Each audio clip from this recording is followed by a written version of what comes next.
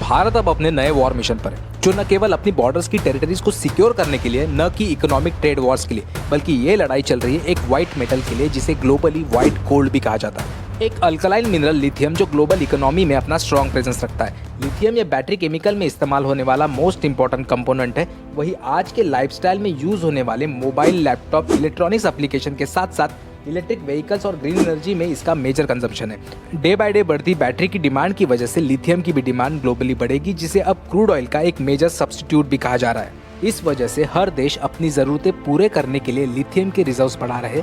वही लिथियम ये एक रेयर मेटल है, जिस वजह से जिन देशों में इसके रिजर्व्स है वो अपनी इकोनॉमी के लिए इसका मेजर एडवांटेज लेते आ रहे हैं। करंटली ग्लोबल मार्केट्स में लिथियम रिजर्व्स के आधार पर चाइना 6 नंबर पर है, मगर प्रोडक्शन के आधार पर चाइना 60% से ज़्यादा ग्लोबल शेयर होल्ड करता है। जहां लास्ट ईयर भारत ने 24,000 का लिथियम इंपोर्ट किया, जिसमें $2 बिलियन यानी अराउंड 16,500 करोड़ का इंपोर्ट सिर्फ चाइना से किया है। वही चाइना हमारे लिए कभी भी ट्रस्टवर्दी नहीं रहा, जो हमेशा इस ग्लोबल मार्केट में सप्लाई और डिमांड को टारगेट कर इंडियन कंपनीज को मैनिपुलेट करता आ रहा है। तो भारत यहाँ अपने रिजर्व्स बढ़ाने के साथ साथ फॉरेन डिपेंडेंसी कम करना चाहता है, जिसके थ्रू भारत इस लिथियम मेटल के मार्केट में पीछे नहीं रहना चाहता।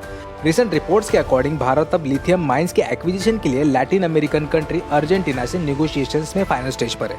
ये डील यूनियन माइनिंग मिनिस्ट्री के एडमिनिस्ट्रेटिव कंट्रोल में आने वाली खनिज विदेश इंडिया लिमिटेड काबिल और अर्जेंटीना की कैमियान से हो रही है, जिसमें अर्जेंटीना की 5 लिथियम माइन शामिल है। काबिल के थ्रू भारत सरकार माइंस के एक्विजिशन और एक्सप्लोरेशन के लिए 211 करोड़ रुपीस इन्वेस्ट करेगी।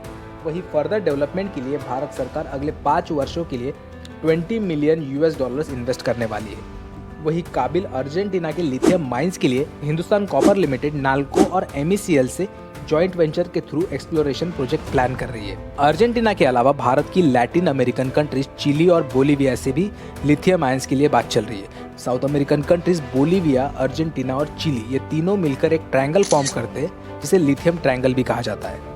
करंटली रिजर्व्स के अकॉर्डिंग लिथियम ट्रायंगल ये ग्लोबल लिथियम रिजर्व्स का 35% तक शेयर होल्ड करता है। जहां बोलीविया में दुनिया में सबसे ज्यादा लिथियम रिजर्व्स है।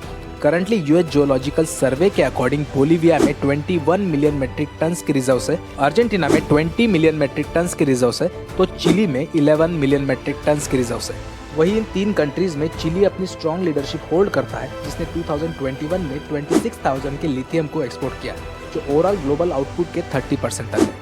इन तीनों देशों से भारत के पहले से अच्छे रिलेशंस है, जिस वजह से भारत अपने लिथियम के रिसोर्सेज बढ़ाने के लिए बेस्ट डील्स एनकैश कर रहा है। इसके अलावा 2022 में भारत ने ऑस्ट्रेलिया से डील साइन की है, जो one of the largest lithium producer country है, जहां से भारत 2 लिथियम और 3 कोबाल्ट ब्लॉक्स को एक्सेस करता है। वही भारत में भी जम्मू एंड कश्मीर में रिसेंटली लिथियम के 5.9 मिलियन मेट्रिक टन्स के रिजर्व्स आइडेंटिफाई हुए हैं, जिसके हेल्प से लिथियम रिजर्व्स के ग्लोबल रैंकिंग में भारत 7th पोजीशन पर है। हालांकि जम्मू एंड कश्मीर में अभी भी फेवरेबल एक्सप्लोरेशन टेक्नोलॉजी और पॉलिटिकल कंसिक्वेंसेस के साथ साथ क्रिटिकल एंड रेयर मेटल्स के माइनिंग लॉज न होने की वजह से उसे अभी तक एक्सप्लोर नहीं किया गया है। वही रिसेंट क्रिटिकल और रेयर मिनरल्स के ऑक्शंस के न्यू लॉज के बाद आगे उसे भी एक्सप्लोर किया जा सकता है। तब तक भारत ज़्यादा से ज़्यादा फॉरेन माइंस को एक्वायर कर अपने लिथियम के रिसोर्सेज बढ़ा रहा है, साथ ही चाइना जैसी कंट्री से इम्पोर्ट डिपेंडेंसी को खत्म कर रहा है, जिस वजह से भारत की कई कॉर्पोरेट इंडस्ट्रीज इस सेक्टर में इन्वेस्ट कर रही है। तो इनसे जुड़ी माइनिंग सेक्टर की कंपनीज को आने वाले समय में फायदा होगा।